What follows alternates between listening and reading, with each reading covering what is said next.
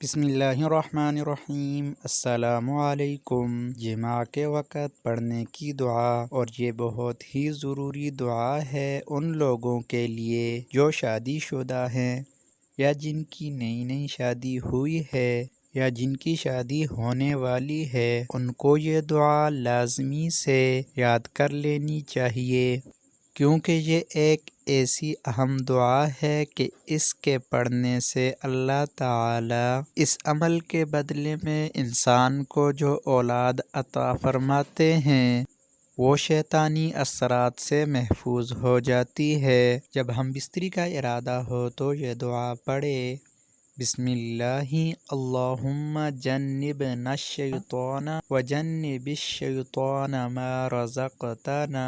ترجمہ: اللہ کے نام سے، یا اللہ ہم کو شیطان سے دور رکھ اور شیطان کو اس چیز یعنی اولاد سے دور رکھ جو آپ ہمیں عطا فرمائیں۔ اللہ تعالی ہمیں سنت اعمال کے مطابق زندگی گزارنے کی توفیق نصیب عطا فرمائے۔